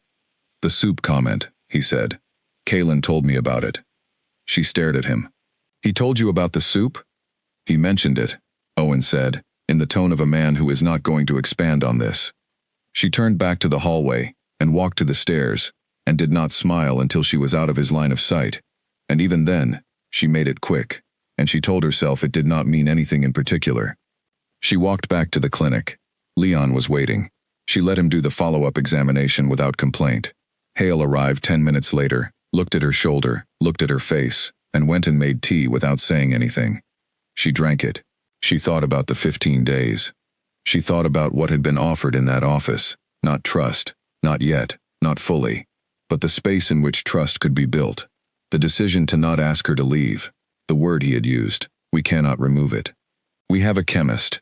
As if she were already included in the problem solving rather than being the problem. She thought, this is going to be harder to walk away from than I planned. She thought, maybe that is all right. She pressed her palm gently against the bandaged shoulder and looked out the clinic window at the settlement going about its evening, and for the first time since she had arrived, she let herself see it as it actually was. Not a place she was moving through, not a temporary location, not a calculated risk. Something else, something that felt, in the most cautious, carefully held way, like it might matter. She drank her tea. She thought about the work ahead. She thought, one problem at a time. The medallion first. Then, whatever comes next. The chemist's name was Sylvia Brent. She was 43, wore her gray-brown hair in a practical braid, and had the particular manner of a scientist who had long ago stopped being impressed by things that were supposed to be impressive, and reserved her genuine interest for things that were actually interesting. She examined Alara's notes on the mechanism with the focused attention of someone reading a really good problem, and at the end of 10 minutes, she looked up and said, "Soulbinder compound as a base, which is interesting, but the color you describe, the brownish red, that is not standard soulbinder. That is soulbinder modified with wolfsbane extract and a binding agent. The combination would produce a cumulative suppression effect in shifter physiology, not immediately dangerous. Over days, the ability to shift would reduce. Healing would slow. After a week, the effect would begin to impact cognitive function in ways that would be subtle and therefore not immediately identified as a symptom." Alara sat across the workbench from Sylvia and listened to this with the specific quality of attention she reserved for information that was both important and terrible. "It would not kill them," Sylvia continued, "not directly, but a pack with suppressed shifting and reduced healing capacity and impaired cognitive function is a pack that cannot defend itself, or make clear decisions, or recognize a threat until it is too late. The Silver Court does not make mistakes in its planning," Alara said quietly. "No," Sylvia agreed. "This was designed specifically for a wolf pack's biology. Someone with detailed biochemical knowledge of shifter physiology prepared this." She tapped the notes. "The same person who prepared the weapons used on your wounded soldiers, I expect." "I had the same thought," Alara said. Sylvia looked at her with the level interest of a scientist who has been given a new variable to consider. The whole settlement knew by now what Alara was. The news had spread in the way news always spreads in small communities, fast, and with a level of detail that made it clear multiple people were comparing notes. The reactions had been varied. Some wolves had given her more space than before, which was a form of caution she understood. A few had looked at her with open curiosity. Garrett, who had heard the full account from Cole, had come to the clinic the following morning, sat down, and told her without any preamble that she should have told him sooner, and he would have been fine with it. She had no ready response to this, and settled for thanking him, which he dismissed with a wave. Hale had said, "Well, that explains why you were so much better at this than I expected." Rue had said, "Can you actually shift? Can I watch?" Alara had told Rue that she could not shift right now, because the thorn root had suppressed her cycle for too long, and her wolf needed time to recalibrate. Rue had said okay, but eventually, and Alara had said eventually, and Rue had gone away satisfied. Sylvia said, "To deactivate the mechanism, we need to access the connecting tube and introduce a neutralizing agent before we touch the chest. If we neutralize the reservoir first, removing the medallion, will trigger the release, but into an already neutralized system. The vials will empty into nothing that can cause harm. How long will that take to prepare? 2 days to synthesize the neutralizing agent. 1 day to access the tube system and introduce it safely. 3 days total. Sylvia picked up a pencil. You said you have 15 days from when? 12 now, Alara said. I lost 3 days in the initial response, and the questioning and the shoulder. 12 days is more than enough. Sylvia wrote something in her notebook. I will need a sample of the compound to calibrate the neutralizer. The archer, did he give you what was in the vials? He confirmed the compound identity under questioning. Owen has the record. Ilara paused. He was also carrying a list of other planned deployments. 3 other settlements. Different mechanisms, same compound. Sylvia set down the pencil. She looked at Ilara with the expression of a scientist who has been handed a problem that has just become significantly larger. 3 others. Yes. Sylvia picked up the pencil again. Then we will need to prepare the neutralizing agent in sufficient quantity for all 4 locations. That is my thought also, Ilara said. Sylvia nodded. 4 locations in 12 days is aggressive. It is, Ilara agreed.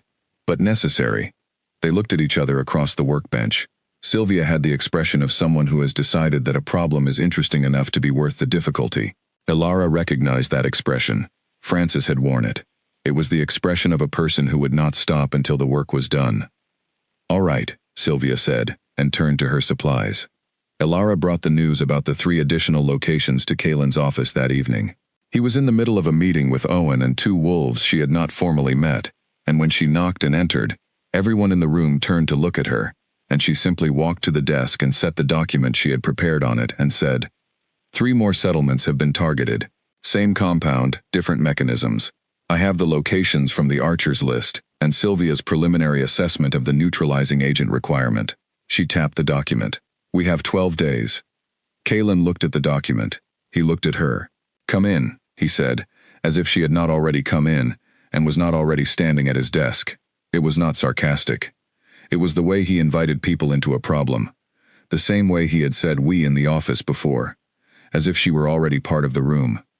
She pulled up the chair that was not occupied and sat down, and the meeting reorganized around the document she had brought, and for the next 2 hours, she was inside the planning, in a way that had nothing to do with being a visitor, or a suspect, or an outside consultant. At one point, Owen said something about the northern route to one of the affected settlements, and she said the road forks at Millhaven, and the right fork is faster by an hour in good weather. And Owen said, you know that road. And she said, I have driven it. And Kalen looked at her briefly with that expression that was not quite a smile and not quite something else. And then he looked back at the map and said, right fork then. She stayed until the meeting ended. She walked back to the clinic through the cold dark and thought about how strange it was to be inside something rather than outside it. To be part of the we, rather than the thing the we was discussing. She thought about the Enclave elder, who she had spoken with the previous night on the secure line Owen had arranged. The elder had been quiet for a long time when Ilara told her about the mechanism and the trap, and then she had said, they knew you would come, and Ilara had said yes, and the elder had said, so the question is what we owe the people who did not set the trap. Ilara had not answered immediately. The elder had said, you have already decided, and Ilara had said nothing, and that had been its own answer. She went to sleep that night without counting her breath. She was tired enough that she simply lay down and was gone, and her wolf, no longer suppressed, no longer pushed and confined and managed, rested too. 8 days remained. In those 8 days, Sylvia synthesized the neutralizing agent and tested it 3 times, until she was satisfied. Owen organized teams for the 3 additional settlements, discreet, carrying the neutralizer in sealed cases, coordinating with the other pack's leadership, on terms that Kalen negotiated himself over the secure line, with a directness that Ilara, listening at the edge of one such call, recognized as the specific kind of authority that did not need to announce itself. On the 5th day, they deactivated the mechanism in the storage building. Sylvia introduced the neutralizing agent through the tube access point they had located by careful excavation of the floorboard. They waited the required time. They opened the chest. Ilara reached in and lifted the medallion. Her hands did not shake. She had thought they might. But when her fingers closed around the moon silver, The weight of it was exactly as the elder had described. Heavy, in a way that was not physical weight. The weight of everything it carried, and everything it represented, and 8 generations of her family's blood, bound into its making. She held it for a long moment. Kalen was standing across the storage room, against the far wall. He had come because she had asked if he would, which she had done, in the practical way of someone who is asking for a practical thing, and is not entirely ready to examine all the reasons they are asking. He was quiet. He watched her hold the medallion. "Is it what you expected?" he asked. "Smaller," she said. "Things usually are," he said. She looked at him. He was looking at her with that complete, present attention, and she thought, not for the first time, but more clearly than before, that the thing that had made his wolf go still, the first time she walked through his settlement's gate, was the same thing that made her own wolf go still, when he was in a room. The particular recognition that lived below words, and below thought, and below all the careful, managed surface of 2 people being careful about what they were feeling. She was not going to say this. She was going to put the medallion in its case, and go prepare for the next 6 days, and not say anything about wolves going still, or people who made soup comments suddenly seem important, or any of the rest of it.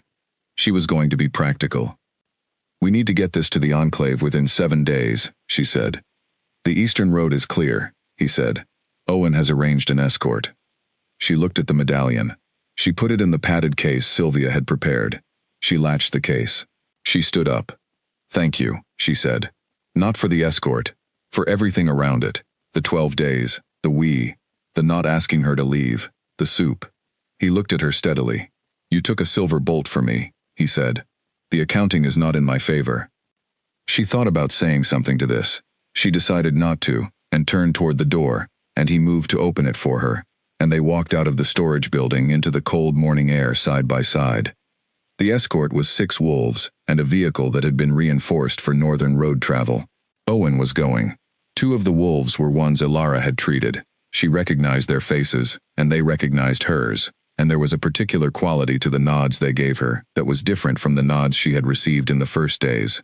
Not warmer, exactly. Realer. The kind of acknowledgement that is not about liking someone, but about knowing them. Garrett was not in the escort. He was on the gate, and when she passed through on her way to the vehicle, he said, without turning from his post, "Come back, Voss." She paused. "The assignment ends when the medallion is delivered," she said. "I did not say come back for the assignment," he said, still facing the road. She looked at the back of his head for a moment. Then she walked to the vehicle and got in. The drive to the enclave took 5 hours on roads that were in various states of autumn disrepair. Owen drove the first stretch and did not make conversation, which she appreciated. She sat in the passenger seat with the medallion case on her lap and watched the northern landscape move past the window, the deep forest, the ridges, the sky that was doing the particular thing autumn skies did in this part of the country, showing you 3 different weathers at once. She thought about the 3 additional settlements. Teams were already there. Sylvia's neutralizing agent had been delivered the day before. The mechanisms were being addressed. The Silver Court's long-game plan, months of preparation, a trap built inside a trap, built inside a gift, was coming apart at every joint simultaneously. She thought about the archer, who had told Owen everything, and had not tried to resist because, she suspected, the Silver Court had not told him what he was being sent into. He was a hired operative, not a true believer. He had given them names. Those names were now in the hands of people who knew what to do with names. She thought about what came after. She had not thought clearly about after since the night in the storage building, when she had made the choice to stay.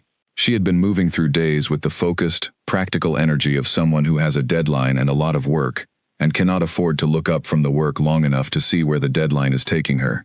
Now, with the medallion in her hands, and the enclave 5 hours away, the after was getting harder to avoid looking at. She would deliver the medallion. The suppression cycle would be stabilized.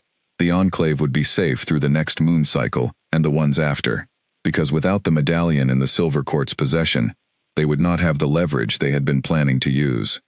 And then what? Owen said, from the driver's seat, "He asked me to give you something." He reached into the door pocket and held out a folded piece of paper without looking away from the road. She took it. She unfolded it. Kalen's handwriting was what she would have expected, economical, clear, without decoration. He had written 4 sentences. The eastern land parcel along the border has been unoccupied for 2 years. It has water access, shelter structures that need repair, and room for more. I am formally requesting that the veiled enclave consider relocation as neighbors rather than hidden residents. The request stands regardless of your answer to the rest of this. She read it twice. She folded it and held it in her hand and looked out the window at the forest going past. The rest of this was not specified. She understood what he meant by it. The thing that neither of them had named in the storage building, or the office, or the clinic, or any of the places where the space between them had been doing the particular thing that spaces do when 2 people are deliberately not filling them with words they have not decided to say yet. She held the folded paper and thought about the enclave children, who could run free on open land instead of cycling through the 3-mile radius they had known for 20 years. She thought about the elder, who had told her through the secure line the night before that she had consulted with the enclave council, and the council wanted to know what the Alpha King was like in person. Ilara had said careful and direct. The elder had said, that is what I hoped. She had not asked Ilara what else he was like, because the elder was 91 years old and had been reading people for most of those years, and she did not need to ask. Owen drove. The forest passed. The sky showed all its weathers. She put the folded paper in her coat pocket, next to where the thornroot case used to be. She had stopped carrying the thornroot case 3 days after the square. There was no point anymore. Everyone who mattered had already seen what she was. The enclave came into view in the late afternoon, the familiar cluster of low buildings and tall trees, and the particular smell of home that she had not realized she was carrying the lack of until this moment, when it hit her through the vehicle's air, like something she had been hungry for, without knowing she was hungry. Owen pulled up at the edge of the path that led into the enclave and stopped the engine. We will camp here tonight, he said, and in the morning. She nodded. She picked up the medallion case. She reached for the door. Voss, Owen said. She looked at him. He was looking at the path ahead, not at her. He had the expression of a man choosing words with the care of someone who does not usually say this kind of thing and wants to get it right. He has not asked for anything in 3 years, he said, since the last time. He has not asked for anything, from anyone, and I have watched him not ask, and I have thought that it was permanent. He paused. I want you to know that. She was quiet for a moment. I know, she said.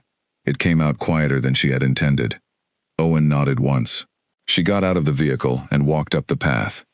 The elder was waiting at the door of the main building. She was a small woman who took up more space than her size suggested, and she opened her arms when Ilara was close enough, and Ilara walked into them and stood still for a long moment. You found it, the elder said. Yes. And the other things you found? She pulled back and looked at Ilara's face with the direct, unafraid assessment of someone who knew her completely. Ilara held out the medallion case. One thing at a time, she said, this first. The elder took the case and held it for a moment, feeling its weight, and her expression changed, moved through something that was too complicated to name, the specific emotion of someone receiving back what they had believed was lost.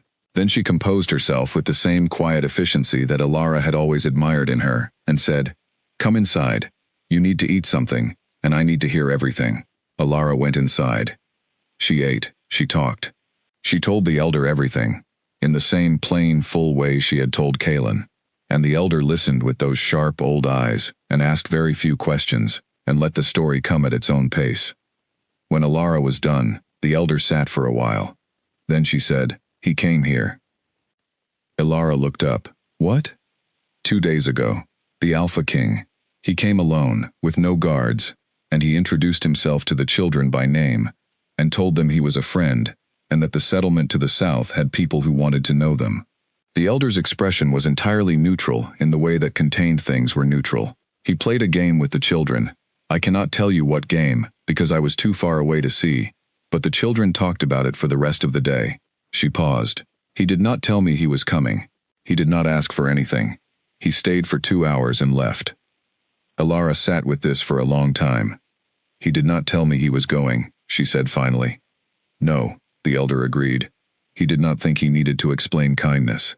She looked at Ilara steadily. The council has voted on the eastern parcel. She set a document on the table between them. We accept. pending certain agreements about governance and independence, which are already drafted, and which I believe will be acceptable. Alara looked at the document. Then she looked at the elder. You already voted. We voted last week, the elder said. Before you called. We have been watching the Alpha King's history for 3 months, since we first traced the medallion to his territory. We wanted to know who he was before you had to go in there. She folded her hands. We know who he is. And? Alara said.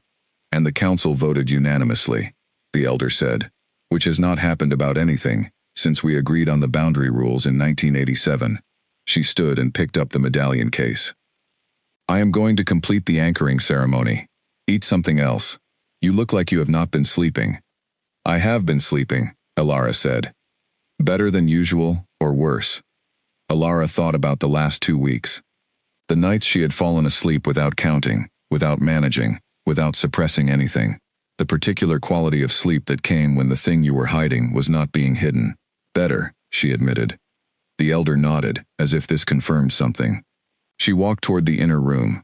At the doorway she paused. Alara. Yes. Whatever else comes, and it will come, because you are who you are, and he is who he is, and these things have their own timing. Do not make it smaller than it is, in order to be careful. You have been careful for 4 years. She looked back, and her eyes were the particular sharp, warm eyes of someone who had watched a person grow from a child and had opinions. It is someone else's turn to be careful for a while. She went through the doorway. Alara sat at the table and looked at her hands. She took out the folded paper and read it again. The Eastern Land Parcel. Water access. Room for more. The request stands regardless of your answer to the rest of this. She put it back in her pocket. She went to sleep that night in the bed she had grown up in the enclave that smelled of home, and her wolf did not press against the inside of her the way it had for 4 years, the constant, exhausted pressure of something contained past its limits. It rested, freely. The way things rest when they are finally where they belong. She thought, in the last moment before sleep, I know where I belong now. It was not only here. The drive back took 5 hours and arrived in the late afternoon of the following day. The settlement looked the same. It looked exactly the same, and yet the way she saw it was entirely different from the way she had seen it on the first day, when it had been a map she was moving through, and a cover she was maintaining, and a place she needed to be inside of temporarily, in order to get what she had come for. The gate was open. Cole was on duty. He nodded at the vehicle, and let them through without stopping them, and this too was different from the first time. Owen parked and got out, and said nothing, which was his way of giving her space to handle what came next, at her own pace. What came next found her immediately. Rue was waiting at the edge of the common area, with the specific posture of a child who has been told not to run, and is doing exactly that, standing still with every visible inch of her, radiating the intention to run, at the first opportunity. When Alara got out of the vehicle, Rue lasted approximately 3 seconds, and then crossed the distance between them at a speed that suggested she had been suppressing her own version of something for the past 2 days. Alara caught her. It was not a calculated thing. It was simply what happened when 12 years of uncomplicated enthusiasm moved toward you at that speed. You caught it. Rue said into her shoulder, Did you deliver it? Yes, Alara said. Are your people safe? For now, and getting safer. Rue pulled back and looked at her with those direct, unself-conscious eyes. Cole said you might not come back. Cole was speculating. Garrett told him to stop speculating, and Cole said it was a legitimate concern, and Garrett said, she paused. Garrett said some things that I am not supposed to repeat. That sounds right, Alara said. Rue grinned and went away at the same speed she had arrived, apparently satisfied that the world was in order, and Alara stood in the common area with the vehicle behind her, and the settlement in front of her, and the cold, late afternoon air moving through it all. She walked to the clinic. Hale was inside. He looked at her over his reading glasses. Well, he said. Well, she agreed. He went to make tea. She looked at the clinic, the prep table, the beds, the shelves she had reorganized, that were already beginning to go back toward disorganized. She felt a familiar pull toward them, the specific, comfortable weight of work that was hers to do. She sat down and drank the tea Hale brought her, and thought about what the elder had said. Do not make it smaller than it is in order to be careful. She thought about the paper in her pocket. She thought about the fact that she had come here to retrieve something, and had somehow ended up retrieving something else entirely. Something that could not be carried in a case, and had no mechanism to disable, and was therefore, in some ways, far more complicated. She thought, Francis would say that complicated is not the same as wrong. She finished the tea, and went to find the Alpha King. He was not in his office. Owen, who she found in the corridor, told her he had gone to the eastern ridge, which was where he went when he needed to think, and told her which path led there without her asking, which was its own kind of comment. She took the path. It was 15 minutes, up through the tree line and out onto an open ridge that looked south and east over a wide valley. The sky was the deep, late blue of early evening, with the first stars coming through in the east. The settlement below was lit and moving, small and purposeful, the ordinary life of a community going about its evening. He was at the far end of the ridge, standing with his back to her, looking at the valley. He heard her coming. She made no effort to be quiet, and he turned when she was close enough that turning was not premature. She stopped a few feet away. They looked at each other. She did not have a planned speech. She had thought, on the drive back, that she might write something, and had not, because everything she wrote sounded like she was editing herself, and she had just spent 4 years doing that, and was tired of it. So she said, "The elder says you came to meet the children." "Yes," he said. "You did not tell me you were going." "No," he said. "I did not think I needed to explain it." She looked at him steadily. "You did not need to explain it," she agreed, "but I would have liked to know." Something moved in his expression. "I will tell you next time," he said, simply, as if next time were already a thing that existed. She reached into her coat pocket and held out the folded paper. "The elder accepted," she said. "The council voted unanimously. There are some governance agreements to finalize, but she says they will be acceptable." He looked at the paper. He did not take it. "I did not write it to negotiate an alliance," he said. "I know," she said. "But it is a good alliance." She put the paper back in her pocket. "And the two things are not mutually exclusive." He was quiet for a moment. The valley below was going dark. The first stars were properly out now. "Your shoulder," he said. "Healing well. The silver is almost fully cleared. You healed it yourself." "Yes." She paused. "I know what I am doing from the inside now." He looked at her, and the ghost of that almost smile moved through his expression, and she thought, "There it is. There is the thing I have been watching for since the soup comment, and now I understand what I have been watching for." She said, "I am not going to make this smaller than it is." He looked at her. "What does that mean?" "It means I am aware that the last 4 weeks have been complicated and involve a significant amount of concealment on my part, and a significant amount of threat on yours, and a silver bolt, and a mechanism in a storage building, and 15 days of very focused work, and I am aware that this is not the most straightforward beginning to anything." She looked at him steadily, the way she had learned to hold his gaze in his office on the first day, and had been holding it every day since. "And I am saying that I do not intend to use any of that as a reason to be careful about what I actually think." He was looking at her with that full, complete attention. "What do you actually think?" he asked. "I think that my wolf goes still when you are in a room," she said. "And I think yours does too. Or it has for the last 4 weeks, and we have both known it, and neither of us has said it." She paused. "And I think that is significant." The valley below had gone dark. The stars above them were properly themselves, clear and cold in the particular brightness that came after rain. He said nothing for a long moment. Then, "I have not said it because the last time my wolf responded to anyone, I lost her, and I decided after that I was not going to want anything I could lose again." She held his gaze. "That is a reasonable decision," she said, "and it also does not work." "No," he agreed, "it does not." They stood on the ridge in the dark and the cold and the silence that was not empty, and she thought, this is not a small thing. She had told the elder that, and she was telling herself that now, and she was not going to flinch away from it. "I am not going anywhere," she said. "The enclave is coming east. I will be here, and I am a medic with strong opinions about your wolves' rehabilitation protocols, and at least 3 patients who have told me I am all right, and I intend to continue working." She held his gaze. "So you do not have to decide anything immediately." But I wanted you to know that I am not treating this as temporary." He looked at her for a long time.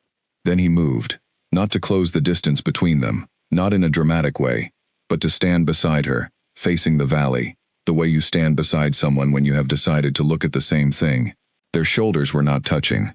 The space between them was small. He did not say anything, neither did she. Below, the settlement's lights moved and glowed. Above, the stars continued doing what they had always done. The cold wind moved across the ridge and through the pine trees below, and it carried the smell of wood smoke and coming winter, and, underneath all of it, two wolves simply being present in the same place without hiding anything. After a while he said, "I do not smell the powder anymore." "No," she said, "I stopped taking it." He said, "You smell like home."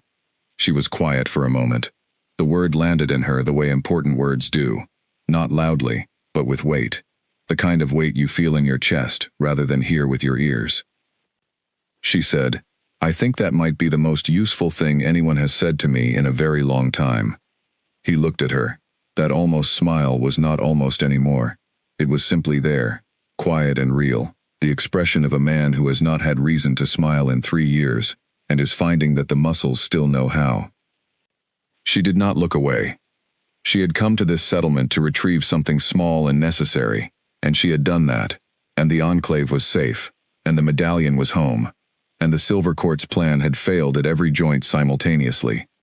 And she was standing on a ridge above a lit valley beside a man whose wolf had recognized her, before either of them had any words for it, and her own wolf was resting freely in her chest for the first time in 4 years, and the elder had said it best, "You have been careful for long enough."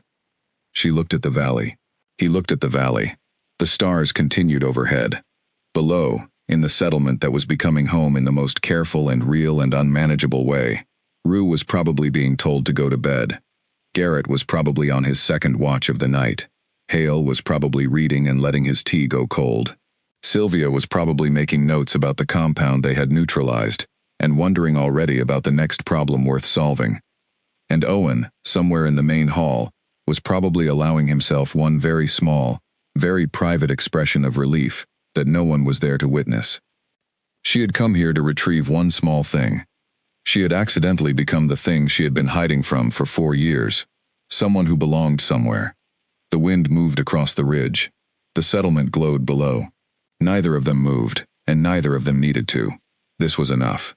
This, right here, with everything visible, and nothing suppressed, and the cold air, and the stars, and the valley, and the wolf in her chest breathing freely. This was exactly enough.